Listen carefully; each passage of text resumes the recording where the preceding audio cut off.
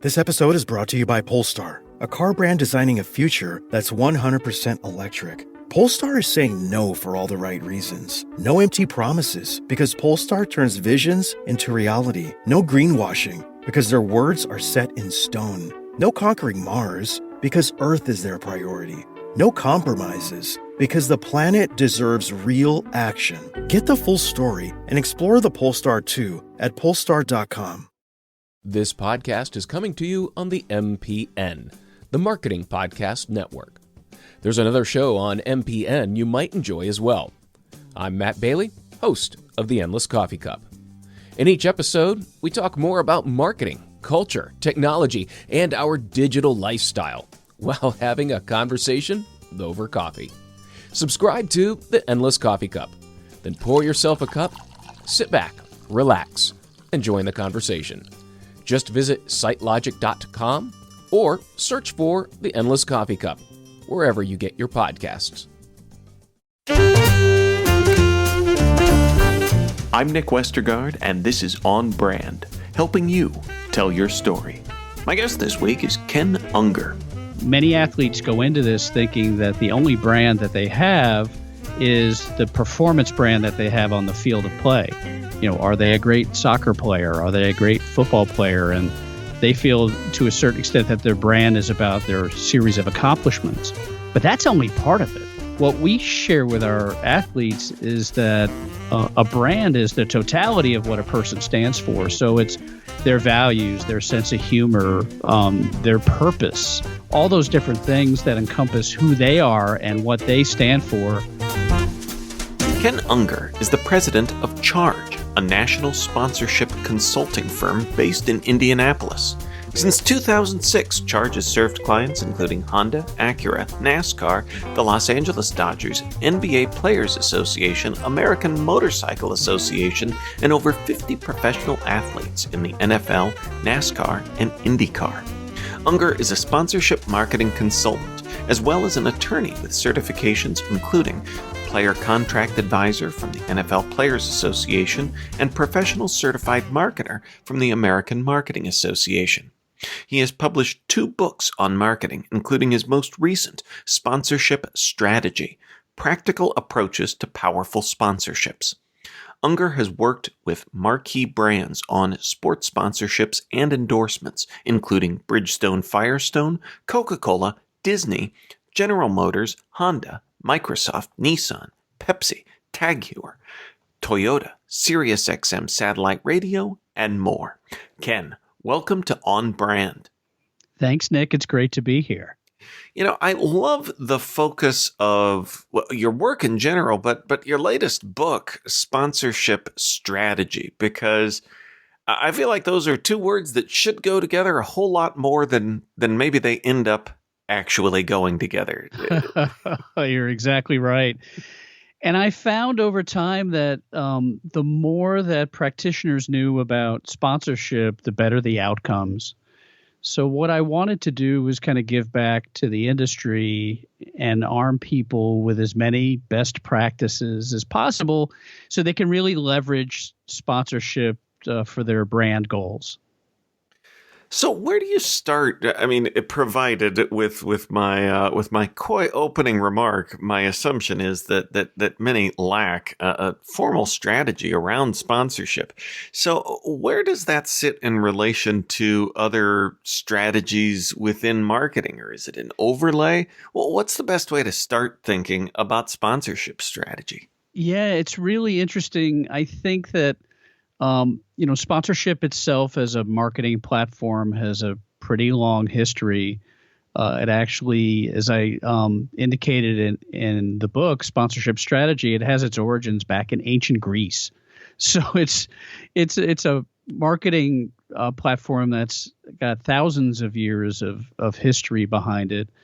And the way that I describe it is it's really about at its foundation, it's a co-promotional relationship where the sponsor pays a property for the right to use their name and likeness for the benefit of the sponsor in selling their goods and services.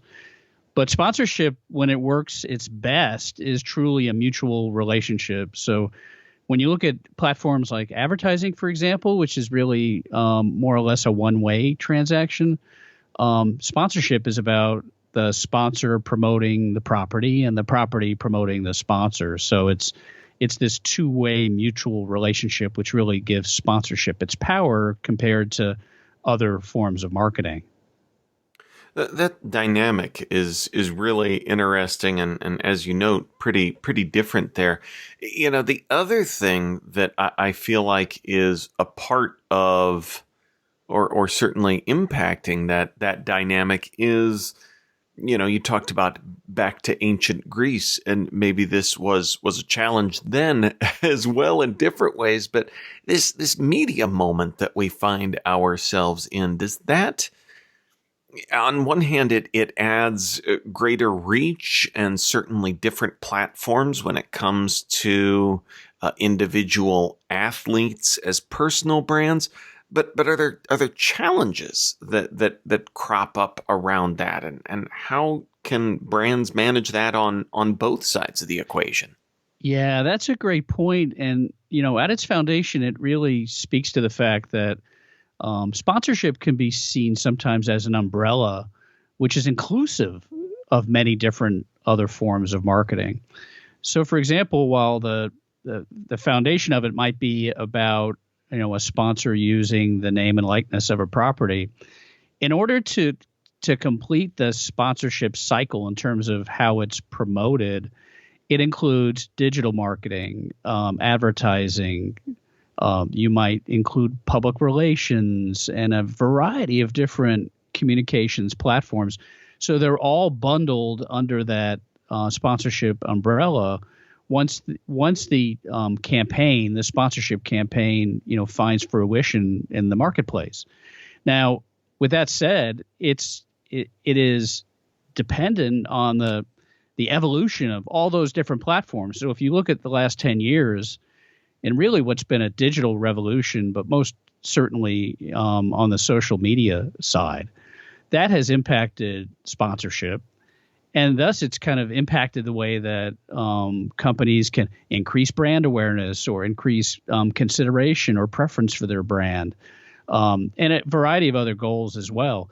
But the last 10 years, what I've seen in sponsorship as a result of the evolution of all forms of marketing, especially digital, it's really been incredible in terms of the impact that it has in connecting brands with consumers. Well, that's fascinating. You talk about connecting brands with consumers. Your work with professional athletes in the NFL, NASCAR, IndyCar, how are the athletes becoming more, because I would say in the beginning of all of this, and the 10 years ago side of this thing, it was much more Wild West. Are athletes with their own brands, are they coming to you fully developed? Is there consideration that needs to be given to that as athletes develop their personal brands? Yeah, that's been a super interesting part of the work that we've done over the last 15 to 20 years, because personal brands are brands just like the brand of a product or a service. It's a simple, unique, differentiated statement about who someone is and what they stand for. And so from an athlete's perspective, many athletes go into this thinking that the only brand that they have is the performance brand that they have on the field of play. Are they a great soccer player? Are they a great football player? And they feel to a certain extent that their brand is about their series of accomplishments. But that's only part of it.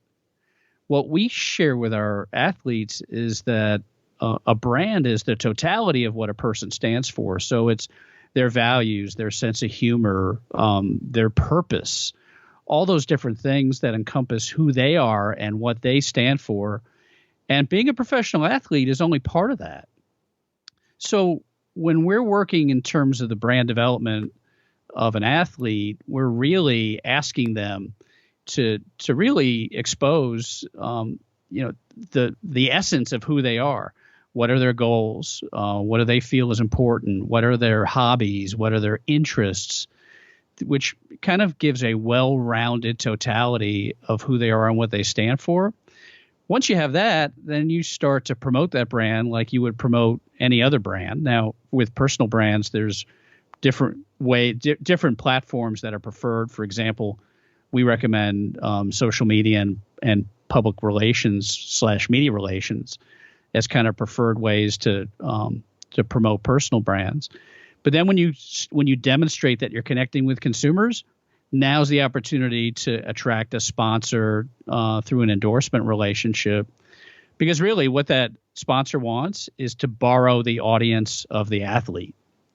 So the athlete's got to create that audience, and that goes back to having an attractive brand to build that audience, which is why you see some of these professional athletes have millions of followers. That's their audience. And sponsors will pay a lot of money to help access that audience for the benefit of their products and services. On Brand will be right back after this. Hey there, it's Jason Falls. If your company or maybe one of your clients sells to marketers, you look for advertising channels that guarantee business marketers are paying attention, right? Let me introduce you to the Marketing Podcast Network. You're listening to it right now. It's a network of podcasts all about marketing. So 100% of MPN's audience are marketers. Reach them by advertising on the Marketing Podcast Network. Learn more and find our media kit at marketingpodcasts.net. Now, back to the show. So flipping it back over to the brand side of things, the sponsor side of things, what strategy should be at play for figuring out that we need to connect with this athlete, that event? How can we better connect some of those dots? Yeah, that's a great question. And where we have kind of, when we advise brands, where we have them start is their audience, their customer demographic. And to really understand in particular the demography of their customers, but also the psychographic profile of it, their customers' interests and values and hobbies, pastimes, what they buy, what products and services do they use. But to really understand that, because that creates the breadcrumbs of what sponsorship relationships would be of value. Because really, in essence, sponsorship is a matchmaking process where you're looking for your customers' demographics and psychographics in the audience of the property. So, for example, if you were considering sponsoring, say, the Chicago Cubs, my favorite baseball team. But if you were looking at that, the question is, as a sponsor, do you see your customers in the audience of the Cubs? Or if it's a professional athlete, do you see your customers in the audience of that athlete? And so that is the starting place for any kind of sponsorship relationship. It's that shared target audience. And that's where I see kind of brands, kind of create these unforced errors when there isn't a good match between their customers and the property's audience. That's when you get poor results. And often, like, those brands would end up blaming the sponsorship vehicle as the reason for the poor results. But it started off with a mismatch of audience.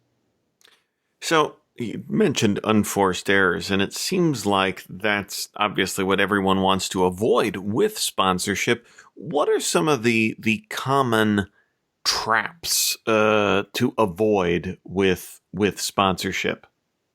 Yeah, so the first one I mentioned is a mismatch between your customer base and the audience of the sponsorship. That's clearly where we see the most errors occur. Then there's a lack of what we call activation or leverage around the sponsorship.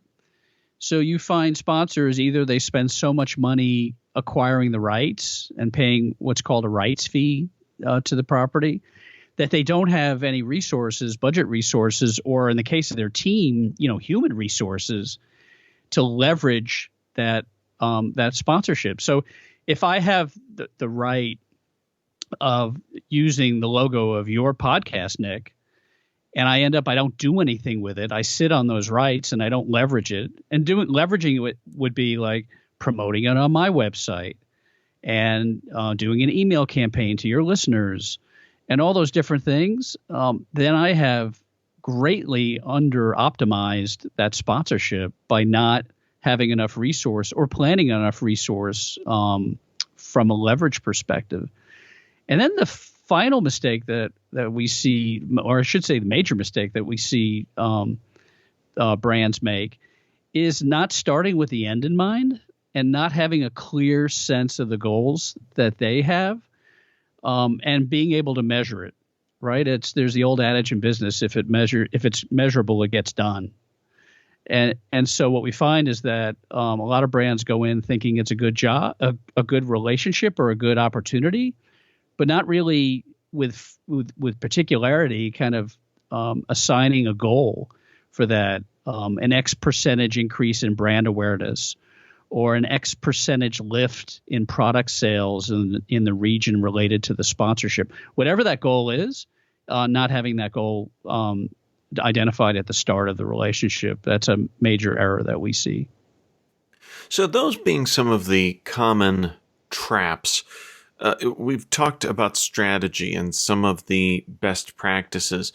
Is there in the sponsorship world a shining star example of that's what everyone strives to be in a sponsor relationship?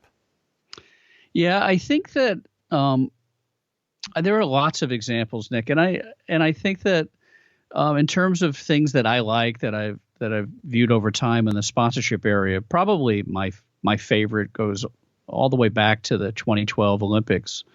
And this is a sponsor that has been an Olympic sponsor for a while, and they have brought back from a perspective the campaigns around their sponsorship that made their Olympic sponsorship so powerful, and that's Procter and Gamble. And what I really appreciated about this, and what I really think is a great sponsorship example, is in the 2012 Olympics, you have Procter & Gamble, which decided it was going to promote its brand and not necessarily the individual products that they sell. But they connected their audience and their brand with the brand of the Olympics, and in particular, the Olympic athletes. And the campaign that they did around this sponsorship was, you might remember it, it's called Thank You, Mom. And it was really focused on the sacrifice that mothers make on behalf of their children, male and female athletes who spend a decade or more preparing for the Olympic Games, and the sacrifice and the love and all of that between mother and child was incredibly heartwarming, and really helped connect the Procter & Gamble brand to the brand of the Olympics and the Olympic athletes. And so it left the consumer with a clear reason that Procter & Gamble was sponsoring the Olympic Games. And it didn't hurt that many of the P&G products are targeted to the female demographic, many of whom are mothers. And so I love that example of a sponsorship where great sponsorship, great execution, great integrated marketing around advertising and social media and television and all of that to create a message that enhanced the brand of Procter & Gamble, the athletes that they sponsor, and the Olympic Games. Home run. Well, that's a great example for so many reasons, too, because, as you mentioned, especially being P&G, usually their approach has been, to promote the Tide and not P&G. So there's that piece of it that's different, but also that they showed up with something very specific, with a message. And it kind of comes back to that point that you made earlier on leverage, because I think that's such a huge takeaway, especially as we look at bigger sponsorship opportunities, is that if you spend so much on the opportunity itself and leave nothing for leverage, that you need that integrated campaign and messaging. They, like you said, showed up with with something to say and something specific to that event and the audience.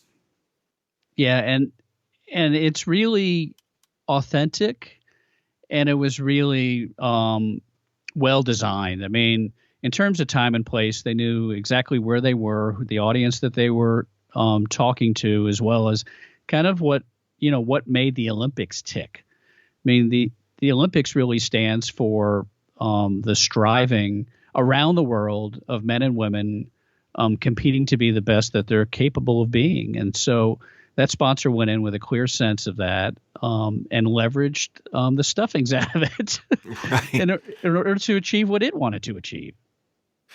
So we've talked about a lot of the timeless aspects of sponsorship, but to be very timely a little bit more, we're sitting here in 2022, and we have this pandemic, endemic thing happening that's disrupting or creating a new normal, or depending on who you talk to. And as we look at events on the horizon, the Super Bowl, the Olympics, it's a different environment. How are sponsors approaching that in this odd time that we find ourselves in? Yeah, that's a great question. And I think there are two aspects of it. There's a strategic aspect and a tactical aspect. And the tactical aspect was kind of born out of necessity. So if you go back to 2020, and as events were canceled at the start of the pandemic, there was this massive and almost instantaneous shift to digital because, events were being canceled. We couldn't gather as fans of events, whether they were concerts or sports events. We couldn't gather. So the sponsorship industry made this instantaneous pivot to virtual with the help of properties. And one of the first lessons was it couldn't replace the live experience, but I think digital and social media in particular really was able to flex its muscles to demonstrate the ways that it could connect brands to audiences through the vehicle of sponsorship. So whether it was virtual events that replaced live events, or it was additional added value, added video, added, the gamification of certain things at home, all those different things tactically, the COVID-19 pandemic really kind of taught the sponsorship industry the true integrated value of social media. It wasn't that we didn't know it before the pandemic, but we got to really flex its muscle and see how far we can push it. And now it's become, like social, for example, where like 10 years ago it was seen as a value add, is now an integral part of sponsorship. Strategically, it taught us better how to connect with consumers, and that we needed to work harder because prior to the pandemic, where you thought maybe an outfield sign at a baseball game or a dasher board logo at a hockey game, would suffice to demonstrate your sponsorship and provide value, that didn't work anymore. And it especially didn't work because we saw, like in 2020 and to a certain extent 2021, television ratings for sports events tanked. And so in terms of value, you couldn't just be lazy about what you did and rely just on the presence of a sign to demonstrate the value of sponsorship. You had to work on connecting with consumers. And that also made us better. That made us better as an industry. We had to have better creative. We had to have creative that connected with audiences in a more effective way. And so, there's the old adage, what doesn't kill us makes us stronger. And so as an industry, we had to adapt. And I think we're all better off for it. Well, that's a great point. And not getting lazy with sponsorship, I hope, is a big takeaway here from this conversation and from our time together. As we start to wrap up, Ken, what is a brand that has made you smile recently? Well, I'll in the interest of full disclosure, It's Acura, and the disclosure part is Acura is a client of ours. Now, I did not have our agency had nothing to do with this particular campaign, but as part of Acura's sponsorship of auto racing and motorsports in its quest to demonstrate its performance pedigree, there was a campaign that dropped a few weeks ago called Chiaki's Journey. And it was in Japanese anime style, told this, it was a coming of age story of a young woman whose father was a race car driver, she is a race car driver, but it's the journey of her overcoming challenges in life and on the racetrack in order to accomplish what she wanted for her life. And it was just brilliant. And it's overall part of Acura's sponsorship of motorsports, and it's was designed to promote the Type S, which is Acura's performance model trim level. And I smiled because it was just absolutely brilliant. And I begged them, it's 4 minutes, and I begged them to make a feature-length movie of it. Leave the audience wanting more. I'd say that's they knocked it out of the park. That's a great story and smile. Ken, where can folks go to learn more about who you are and what you do? Yeah, if you want more information about our agency and how we help companies power up their sponsorship, you can go to chargesponsorship.com. And for your audience, Nick, we've put together a series of free resources that are downloadable from our website. So if you go to chargesponsorship.com /free stuff, one word, free stuff, you could get templates and directories and a whole bunch of free resources to help brands and properties make sponsorship work better for them. Awesome. Well, we will link up to that, including all of the free stuff at onbrandpodcast.com. Ken, thanks for being on brand with us. Thank you, Nick. I appreciate the opportunity. And if you like what you're hearing, if we've made you smile, remember you can listen free on Spotify, Apple Podcasts, or whatever your favorite platform may be. Until next week, I'm Nick Westergaard, and I'll see you on the internet.